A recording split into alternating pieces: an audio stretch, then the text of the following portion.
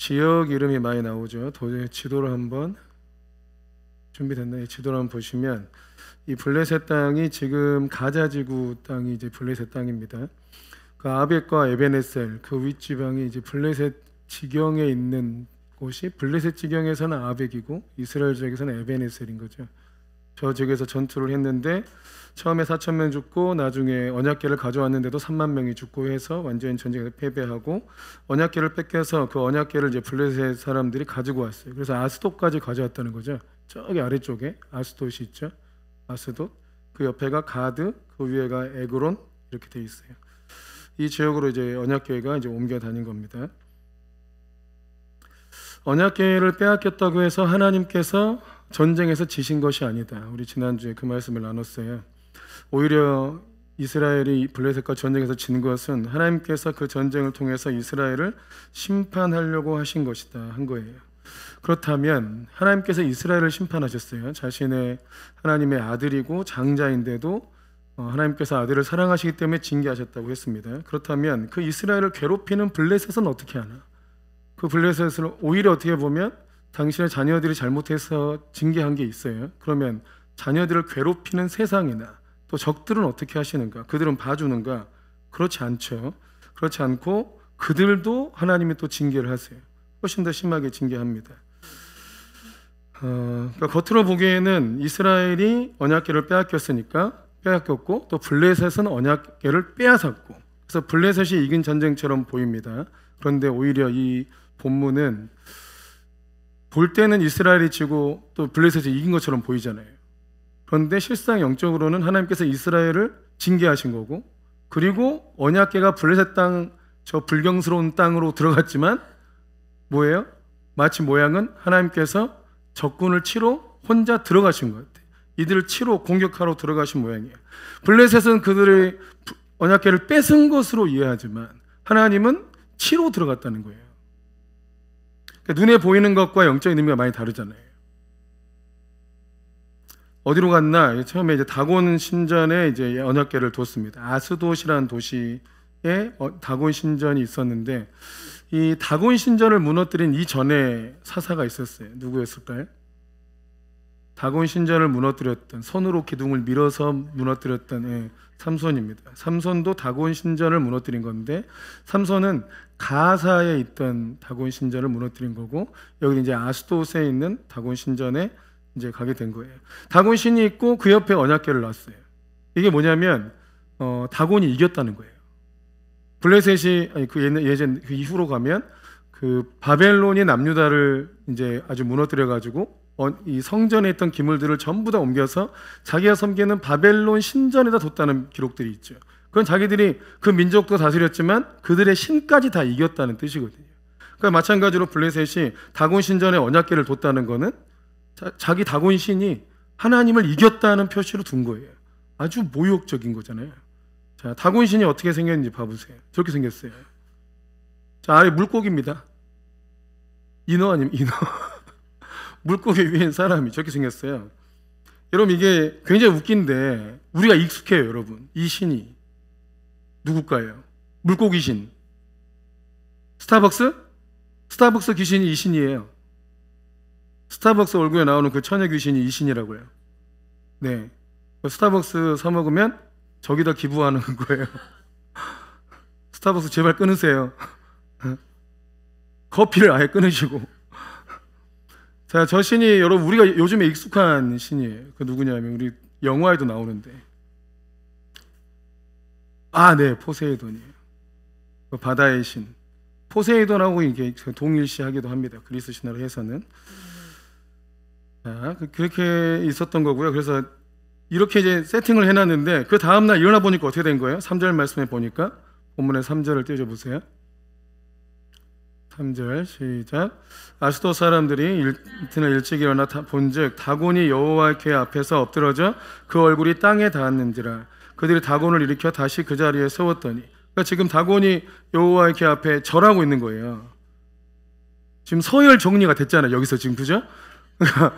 처음엔 하나님을 이겼다고 다곤 신전 놨더니 하루 지나 보니까 그 안에서 알아서 서열 정리가 된 거예요 지금. 그런데 이제 블레셋 사람들이 이게 뭔 일이야, 왜 엎드러져 있지? 하고 다시 세우는 거예요. 다시 세워놓고 그 다음날 또 가보니까 4절 말씀해 보면 4절 시작. 그 이튿날 아침에 그들이 일찍 일어나 본즉 다곤이 여호와의 궤 앞에서 또다시 엎드러져 얼굴이 땅에 닿았고 그 머리와 두 손목은 끊어져 문제방에 있고 다곤의 몸뚱이만 나왔더라. 다시 일어서니까 이번에는 머리하고 두 손목을 끊어버린 거예요. 그러니까 지금 이게 약간 좀 제 생각에 누구만 억울해 지금? 다곤만 억울해. 그러니까 안에서 이미 서열 정리돼서 엎드는 걸로 끝났어야 되는데 이 사람들이 눈치를 못 채고 이렇게 세우니까 이게 다시 일어난 이곳이 하고 다시 엎었을 때는 목하고 손목까지 끊어져 버린 거예요. 그러니까 안에서 알아서 서열 정리하고 있는데 이 블레셋 사람들이 눈치를 못 채고 다곤을 다시 이렇게 세웠다가 목까지 끊어진 일이 생긴 거예요. 그래서 이 사람들이 안 되겠다 어떻게 하냐. 그리고 또 뿐만 아니라 6절에 보면 그 아스돗 사람들에게 엄중히 하나님께서 여호와의 손이 임해서 독한 종기의 재앙으로 그 지역을 쳤어요. 그러니까 어른이나 애들이나 독한 종기가 나서 온몸을 긁고 고름이 차고 잠도 못 자고 이런 생활을 하게 된 거예요. 그러니까 아스돗 사람들이 야, 살 수가 없다. 이거 뭐 문제가 있는 거 아니냐 하고 이 언약궤를 다른 데로 옮겨요. 9절에 봐보세요. 9절에 가드로 옮깁니다. 가드로 시작. 그것으로 옮겨간 후에 여호와의 손이 심히 큰 환난을 그 성읍에 더하사 성읍 사람들의 작은 자와 큰 자를 다쳐서 독한 종기가 나게 하신지라. 아스돗에 있어서 이게 큰일 났다 해가지고 안 되겠다고 가드로 옮겼더니 가드는 더 큰 환난으로 똑같이 내치는 거예요.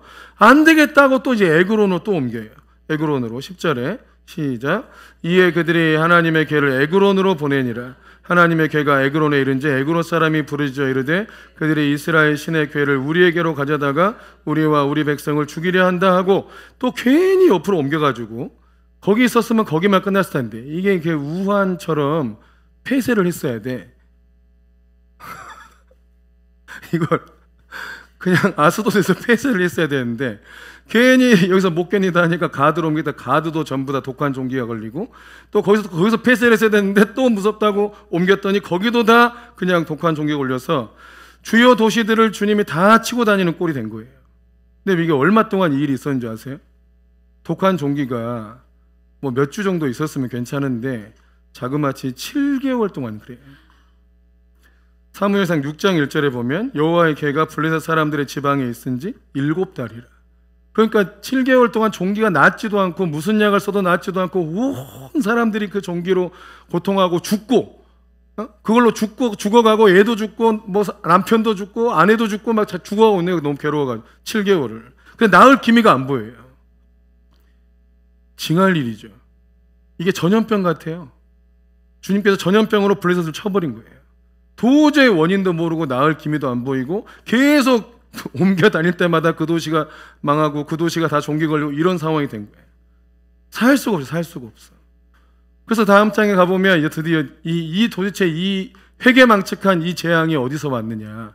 정말 여호와의 궤가 우리 동네로 와서 이 일이 일어난 것이냐. 하나님 때문에 일어난 일이냐. 이제 제사를 지내보는 거죠. 그래서 베세메스 이제 서로 시험을 하는 거예요. 새끼를 뺏은 그 암소를 보냈을 때 그대로 가면 이건 하나님께로부터 온 거다. 그럴 수 없으니까. 이런 초자연적이 일어나면 진짜 하나님께로부터 온 거다. 이런 일을 보여준 거예요. 봐보세요. 이 내용을 생각할 때 재미있는 질문이 하나 있어요. 여호와의 언약궤만으로도 블레셋을 다 칠 수 있죠. 전쟁은 왜 하는 거예요? 블레셋을 쳐들어올 때 왜 이스라엘 백성들이 다 모여가지고 전쟁을 하냐고. 전쟁할 필요가 없잖아요. 하나님 혼자 가서 다 쳐버리면 되잖아요. 전염병으로 다치니까 아주 괴로워서 죽으려고 그래 아주. 그래서 이 뒤로 블레셋이 발로 일어서질 못해. 괴로워가지고. 왜 하나님은 전쟁을 할 때 실상 이스라엘 군대가 필요하지 않아요. 불순종하는 이스라엘 오히려 방해만 될 뿐이에요. 성가신 존재들. 하나님 혼자서도 블레셋을 완전히 진멸할 수 있는 분인데 왜 하나님은 항상 하나님께서 혼자 싸우지 않고 이스라엘 백성들 군대를 모으고 그들 제사를 받으시고 또 그들을 보내고 그들과 함께 싸우시는가? 잘 생각해 봐야 돼요. 여러분 우리의 삶에 있는 많은 문제들도 여러분 주님이 알아서 해결해버리면 그만입니다. 그걸 주님이 못합니까? 아무것도 아닌 일이에요. 그런데 왜 우리의 믿음을 주셔서 믿음으로 싸우게 하고 믿음으로 뭔가 결정하게 하고 믿음으로 어떤 상황까지 이르게 하고 왜 이런 상황을 설정하시는 건가? 그런 거 있잖아요. 예전에 우리 순전한 나들 갔을 때 호철 목사님께서 처음으로 귀신 쫓은 얘기를 해주셨는데 그때는 성령을 받은 것도 아니고 또 이런 세계를 몰랐고 근데 어느 교회 부임에 갔더니 집에 심하게 귀신 들린 자가 있었다는 거예요. 그런데 자기는 그게 너무 무서워 죽겠는데 성도 가정에 자녀가 귀신 들려 있으니까 무서워서 벌벌 떨고 있었는데 있다니까 가야 돼요. 신방을 가야 되는 거예요. 근데 그 전에 다른 목사님들이 갔을 때는 막 소리 지르고 막 뭐 던지고 막 이래가지고 무서워서 다 도망쳐 나왔다는 거예요. 그런데 신방을 갔더니 다행히 그때 목사님은 정말 하나님이 자기를 불쌍히 여겨주셨다 그랬어요. 너무너무 하나님 감사하게 그 자녀가 자고 있었대요. 그러니까 소리 지르지 않고 그냥 자고 있었어.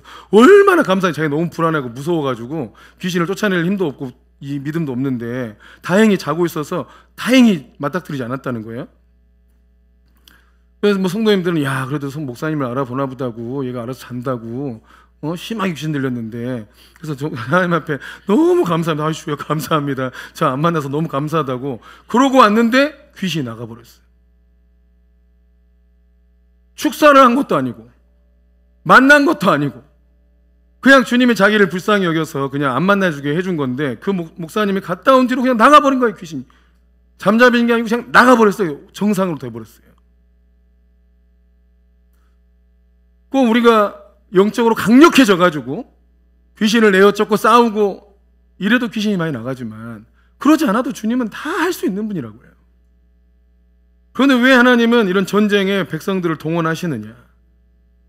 왜 그럴까요? 예, 하나님은 어차피 이깁니다. 기억하세요. 하나님은 어차피 이겨요. 하나님은 항상 이깁니다. 그러면 그런 전쟁이면 참여해야 됩니까? 안 해야 됩니까? 참여해야 돼요. 하나님은 항상 이겨요. 질 수 없는 분이에요. 그분이 지는 순간 하나님이 아니에요. 이길 수밖에 없는 분이에요. 그러니까 이길 수밖에 없는 전쟁에 백성들을 동참시키는 거예요. 그러니까 하나님이 그 전쟁에서 승리해서 영광을 얻으실 건데 하나님의 사랑하는 백성들을 참여시키는 거예요. 왜냐하면 그 영광을 함께 누리고 그래야 상급을 줄 수 있거든요. 그래야 상급 줄 수, 이게 굉장히 중요하다고요. 또 하나 중요한 건 이 본문에서 알 수 있는 건 뭐냐면 하나님은 자기 영광을 뺏기는 분이 아니구나. 이스라엘이 전쟁에서 패배하니까 야 하나님도 별거 아니구나. 저들 뭐 하나님 믿는다 하고 하나님이 택했다는데 별거 아니구나.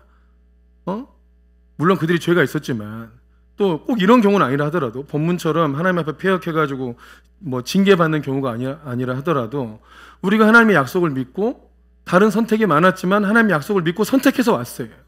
정말 하나님 약속이 왔어. 그 상황은 좀 불리하고 뭐 좋지 않은 상황이었어. 근데 약속을 믿고 왔다 이거예요. 근데 그 약속이 잘 이루어지지 않으면, 성취가 늦어지면 하나님께서 그 영광을 뺏기시는 건가? 하나님 믿어봤자 별거 없구나. 그 믿음의 길 따라가봤자 별거 없다. 이런 생각을 사람들로부터 듣게 되죠. 사람들이 우리의 믿음을 비웃는 것 같기도 하고, 과연 하나님은 당신의 영광이 짓밟히는 것을 그대로 보고 있는 하나님인가? 이런 게 실제로 우리 삶 속에서 일어나는 일이에요. 우리가 하나님의 말씀에 순종하고 약속 믿고 따라왔는데, 그래서 다른 방법, 세상적인 방법, 일반 사람들이 쓰는 방법을 쓰지 않고 주님을 의지해서 왔는데 하나님은 그 약속을 지금 이루어내고 있느냐 이거예요. 이루어지지 않으면 우리가 믿는 하나님의 영광이 정말 실추되는 것 같아요. 과연 하나님은 그 영광을 뺏기는 분이냐 이거죠. 저는 목포 사랑의 교회에서 잘 있다가 하나님께서 감동과 예언들을 여러 번 주셔가지고 유학을 가라 하는 감동을 주셔서 거기를 사임하고 나왔어요. 유학을 미국으로 유학 가라고 감동을 주셨어요. 그래서 목사님께 유학하고 싶다고 편지, 장문의 7장의 A4지 7장 편지를 썼어요. 마음을 다 표현해 쓴 거예요. 그래서 목사님도 오랫동안 고민해서 2번 정도 잡으시고 단기 선교를 미국으로 가도 좋다, 뭐 해도 좋다, 여러 조건을 제시하셨지만 제 마음에 그냥 사임하고 미국 유학 가는 게 하나님 뜻이라고 믿었기 때문에 다시 말씀드리니까 아들이라 생각하고 젊은 사람 앞길 막지 말자 하고 내준 거예요.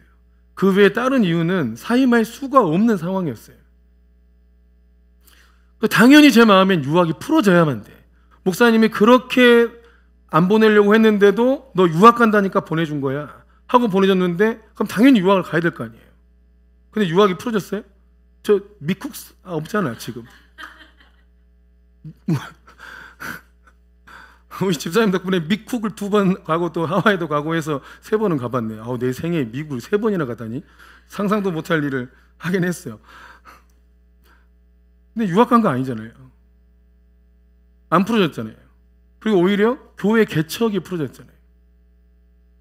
물론 그 전에도 교회 개척에 대한 사인을 주셨어요. 저한테 주신 사인은 유학이 아니고 교회 개척에 대한 사인이었어요. 청년부 하면서도 청년부끼리만 새벽 기도를 계속하고, 그것도 쉬는 날 없이 계속. 그 청년부끼리 개척 새벽 기도하고 우리끼리 또 예배 따로 드리고 우리끼리 수요예배 따로 드리고 금요예배 끝나면 금요철에 따로 드리고 계속 완전히 청년부를 아예 그냥 맡겨주셨기 때문에 청년부 담임 목사처럼 사역을 했단 말이에요.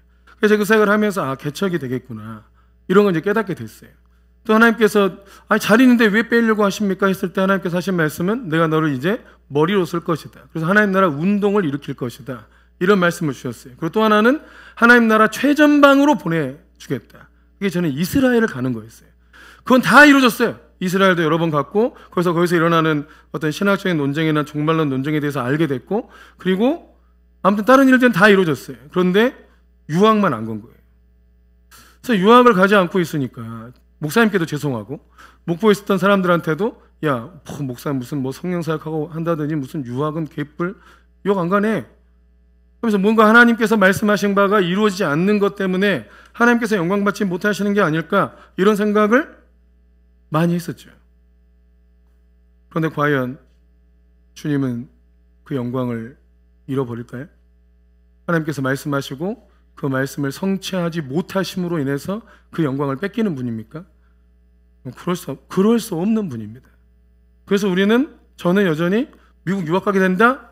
꼭 이걸 기대하는 게 아니에요. 그들이 그보다 더한 걸 보게 될 것이다. 거기서 나왔기 그 시점에 거기서 나왔기 때문에 풀어질 수밖에 없는 어떤 일들을 주님이 행하실 것이다. 주님은 주님의 능력으로 그 영광을 나타내십니다. 그런 주님이에요. 우리 주님이 그런 분이라고요. 하나님은 누구 때문에 자기 영광을 뺏기는 분이 아니에요. 그럴 수 없는 분이고 자기 영광으로 자기 영광을 스스로 나타내는 분이에요. 그래서 하나님은 자기 영광을 위하여 일하신다. 이게 이기적인 게 아니에요. 믿음으로 주님을 따라간 사람들한테는 아주 견고한 반석인 거예요. 내 믿음과 상관없이 주님은 자기 영광을 위해서 일하시는 분이기 때문에 그 약속을 성취해내고야 마는 분이라 이거예요.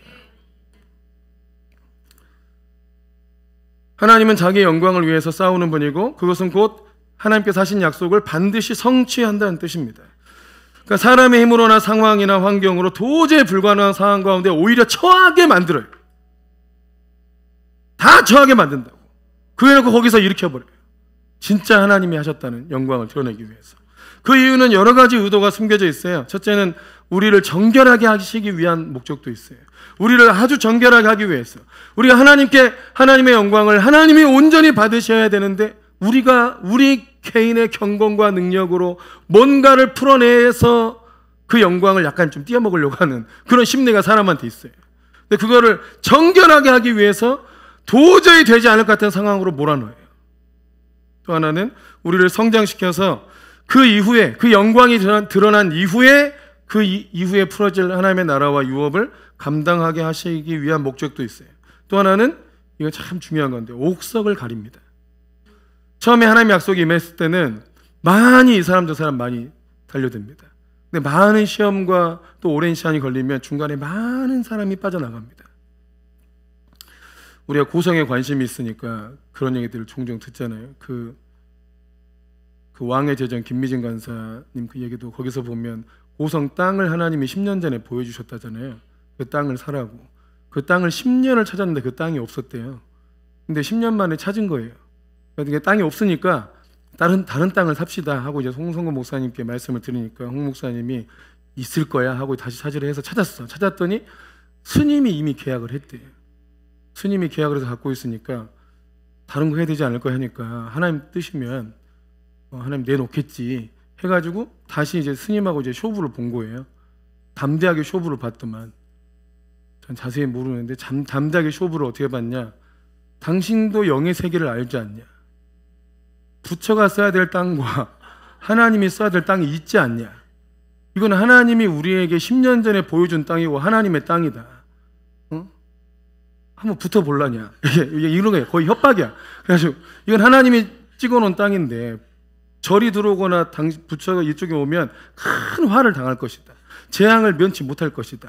거의 협박을 한 것 같아. 그래가지고 내놨다 하더라고요. 그리고 그 땅을 샀어. 그런데 이제 10년이나 걸리니까 처음에 그 감동받고 땅 사자 하니까 사람들이 많이 헌금하고 이랬을 거 아니에요. 근데 10년 동안 그 땅을 안 사고 있으면 사람들이 헌금 받아다 뭐하냐, 딴 데 쓰는 거 아니냐, 헌금 내놔라 해가지고 헌금을 많이 내줬다더라고. 내놓으라 이래가지고. 여러분 그럼 얼마나 공동체가 난리도 아니었겠어요? 불신이 가득 찼을 거 아니에요. 저 거짓말이다, 뭐 있지도 없는 땅을 뭐 받았다고 저러고 다 거짓말로 막 이랬을 거 아니냐고. 그러면서 나갈 사람 다 나가고 끝까지 믿을 사람 남고, 그리고 그 사람들이 남았을 때 하나님이 일을 푼 거예요. 하나님께서 이 일을 좀 우리 느낌에 늦게 하시는 것 같은 이유는 여러 가지 목적이 있어요. 그걸 지나보면 알아요. 우리 마음에 많은 것들을 가려낼 게 있다고요. 저 여러 번 얘기했잖아요. 교회 개척했을 때 2, 3년이면 몇백 명 금방 만들 수 있을 거라 생각했어요. 하나님 주신 은혜도 있고 능력도 있고 뭐 내가 뭐 사역을 못하는 게 아니기 때문에 충분히 되겠다 생각했어요. 설교하거나 사역하는 거 들으면 진짜 몇백 명, 몇천 명도 모이는 것 같아요. 제가 어디 한번 설교하면 어떤 분이 그러더라고요. 2만 명 앞에서도 해도 되겠다고. 그런데 문제는 그게 아니에요. 처음에 들었던 예언이 이게 있어요. 하나님을 향해 있는데 점과 흠이 있다. 누군가가 이 예언을 해줬어요. 아주 순수하다 생각했는데 점과 흠이 있다고 하는구나. 이 점과 흠이 뭘까? 찾으려고 예를 썼는데 못 찾겠더라고요. 찾으려고 예를 썼는데 못 찾겠어요. 굉장히 웃기죠. 제가 뭐라고? 제 눈이니까 안 찾아지는 거예요. 예? 하나님의 눈에는 너무 선하게 보이는데 제 눈이니까 안 찾아지는 거라고요. 그래서 제가 그 예언을 듣고 점과 흠이 뭘까? 내 안에는 점과 흠이 뭘까? 찾으려고 예를 쓰고 그걸 지우려고 예를 썼어요. 근데 안 찾아져. 모르겠더라고요. 그러고 나서 안 게 뭐냐면, 그러고 주님이 제 몸을 치셨죠. 그래서 굉장히 몸이 안 좋아지기 시작했어요. 그러고 나서 뭐 죽을 수도 있겠다 이런 생각도 했어요. 그때 보였어요. 그때 내가 성공을 위해 살았구나. 나도 모르게 성공하려고 하는 마음이 있었구나. 이게 뭘로 분별됐냐면 그다지 의미 없는 관계들을 많이 만들려고 한다는 거예요. 그럼 뭐 할 겁니까? 그리고 거의 죽음이라고 생각했을 때 제 스스로는 그때 결단을 한 게 그런 관계는 맺지 말자. 그리고 나도 생명을 다해 최선을 다해서 관계를 맺고 그도 믿으면 그렇게 하겠지. 근데 최선을 다해서 순수하게 해도 믿지 못한 사람도 실제로 있더라고요. 그건 뭐 어쩌겠어요. 그건 어쩔 수 없는 거고.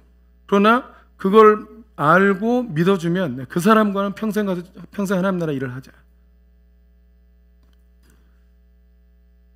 그리고 하나님은 이 일을 어떻게 이루어내시느냐? 주님은 지극히 높으신 하나님의 성령을 부어주심으로 해서 이 모든 상황을 반전시킵니다. 항상 방법이 그렇습니다. 하나님은 하나님의 성령으로 일하십니다. 힘이나 능으로 일하시지 않고 하나님의 성령으로 일하세요. 그리고 하나님께서 가장 결정적인 게 바로 십자가와 부활과 성령 부어주심이에요. 가장 결정적인 게. 하나님의 아들이라고 주장하고 와가지고 하나님 나라를 보여주고 하나님 자기 자신을 믿으라고 그렇게 주장한 그가 죽어버렸잖아요. 십자가에서. 그런 절망이 어딨냐고요. 도저히 하나님 나라는 이루어지지 않을 것처럼 보여요. 그때는 다 끝났어. 이제 하나님, 너희가 주장하는 하나님은 없다. 다 끝난 것처럼 보여요. 그런데 그때 주님이 부활하시고, 그리고 부활하는 것만으로도 끝난 게 아니죠. 주님이 부활했다 해서 부활하셨다고 해서 제자들이 달라진 게 아니잖아요. 그리고 성령을 부어주심으로 하나님 약속하신 정말 땅끝까지 복음 증거되는 그 일이 실제로 풀어진 거예요. 여러분, 하나님은 신실하신 하나님이고 자기 영광을 뺏기지 않는 하나님이고 자기 영광을 위해서 일하신 하나님이시다. 그 일을 위해서 아들의 생명도 버리는 하나님이다. 그리고 막 하나님들을 막 다, 하나님들을 표현이다. 아들도 보내고 성령도 보내고 막 다 보내는 거 이 땅에. 모든 걸 쏟아부어 자기의 영광을 위해서 일하신 하나님이에요. 그분은 실패할 수 없는 분이에요. 아멘이십니까? 그보다 더 큰 능력이 있는 분도 없고 그보다 더 큰 헌신을 할 수 있는 분도 없어요. 하나님은 당신이 하신 약속을 반드시 이루실 것입니다. 그리고 그 과정에서 하나님의 성령을 충만하게 부어주실 거예요. 그 과정에서 우리를 키워내실 거라고, 믿음을 키워내신다고요. 우리 철수 전사가 지난주까지 설교를 계속했죠. 근데 설교를 시킨 이유가 뭐라고 그랬어요? 믿음을 키우기 위해서. 설교를 듣고만 있을 때는 깨달지 않던 이 진리들, 자기 삶의 해석이 설교를 준비하면서 하나님이 다 조명해 준 거예요. 저는 그 설교를 듣는 게 놀라웠어요. 와, 진짜 설교 준비하다가 이렇게 하나님이 다 조명해 주는구나. 차곡차곡 이게 다 깨달아져 가는구나. 저는 너무너무 놀라웠다고, 그게. 그리고 하나님께서 그걸 마무리한 것 같아요. 이게 얼마나 놀라운 일인지 잘 느껴지시는지 모르겠어요. 여러분, 우리의 삶이 성령에 의해서 조명이 되는 게 중요해요. 내가 뭘 잘못했는지, 어떤 부분에 하나님 말씀에 부족했는지, 이걸 알아야 해결할 거 아닙니까? 근데 우리가 이게 뭔가 덮여져가지고 내가 잘못한 건 없다 그래, 난 이건 괜찮다 그래, 이렇게 해버리면 무슨 수로 하나님이 고쳐줄 거냐고. 하나님 나라가 임하는 건 주님이 조건이 뭐였습니까? 전부 회개입니다. 회개하라, 천국이 가까이 왔느니라. 회개해야 하나님 뭘 고쳐줄 거 아니에요. 그걸 인정을 해야 주님이 도와준다고요. 내가 이 병이 왜 왔을까? 내 삶이 좀 꼬였으면 왜 꼬였을까? 이거를 전부 내가 정확하게 알아야 돼요. 그리고 회개할 걸 회개해야 돼. 그러면 천국이 임하게 돼 있다니까요. 아멘. 그리고 그것이 아무리 우리가 설교를 들어도 되지 않던 그게 설교를 준비하는 동안 하나님께서 조명해 주셨어. 그 말 들어보니까 굉장히 애를 많이 쓰고 설교를 준비해요. 토요일 날은 숨도 못 쉬어요. 오늘부터는 제가 설교해요. 어제 철수전사한테 연락이 왔어요. 내일 목사님이 하시는 게 확실한지. 그래, 그게 확실해. 제가 편히 쉽니다. 그 문자가 와. 안 그러면 이제 계속 이게 그냥 딱 앉아서 치면 설교가 나오는 게 아니에요. 이게 올 때까지 기다리는 건데 이게 속이 타 죽어요. 밤이 새도 안 오면 어쩔 거예요. 이제 앞에 서야 되는데. 그래서 몸이 이렇게 안 좋은데도 토요일 날 또 투석하고 이러는데도 그 설교 작성하고 하느라고 아주 애를 써요. 근데 그렇게 집중해서 하나님 앞에 기도하면서 이렇게 하다 보니까 자기 삶이 그 말씀으로 싹 조명이 된 거예요. 예? 이게 자기 자신도 얼마나 자유롭겠냐고요. 그래서 처음에 주님이 주신 말씀의 성취야. 처음에 들었던 예언이 뭐였냐면 말씀이 너를 치유할 것이다, 이거였어요. 말씀이 너를 치유할 것이다. 그러니까 처음에는 이제 이거 경험되기 전에는 말씀 보고 말씀 공부하고 나도 어디까지 말씀을 공부해야 되는 거야? 도대체 그 어디까지 말씀을 알아야 이게 치유된다는 거야? 이런 의문이 생기잖아요. 근데 하나님 말씀에 의해서 내 삶이 조명이 될 때, 그리고 하나님의 지극히 높으신 성령이 나를 덮을 때, 여러분 그럴 때 하나님이 그 약속을 허락하신 거예요. 저는 그게 임박했다고 생각해요. 뿐만 아니라 이 자녀에 대한 약속이 있는 지체들도 그때가 거의 임박했다고 생각해요. 하나님 약속하고 주님이 빈말하는 분이 절대 아니에요. 우리 생각보다 약간 늦는 게 짜증나긴 한데 아무튼 반드시 하나님은 그 영광을 나타내신 하나님. 뭐 여러분만 힘든 게 아니야. 다도 힘들어 다. 나도 빨리빨리 되면 좋죠. 뭐 나 보고 있는 사람이 더 힘들어요. 차라리 나는 안 이뤄져도 돼. 근데 저분은 좀 저지체는 빨리빨리 이뤘으면 좋겠어. 더 힘들어 그거 보고 있는 게. 근데 우리 하나님을 믿는 거예요. 하나님이 자기 영광을 결코 빼앗기는 분이 아니다. 하나님은 약속한 바를 이루어내지 않으면 하나님께 치명타가 된다. 약속했던 거 하나라도 안 이루어지면 이건 하나님이 아니게 된다. 아멘이십니까? 그 하나님의 은혜를 믿고 하나님께서 자기 영광을 위해서 일하시는 것에 동참하십시다. 찬양하겠습니다.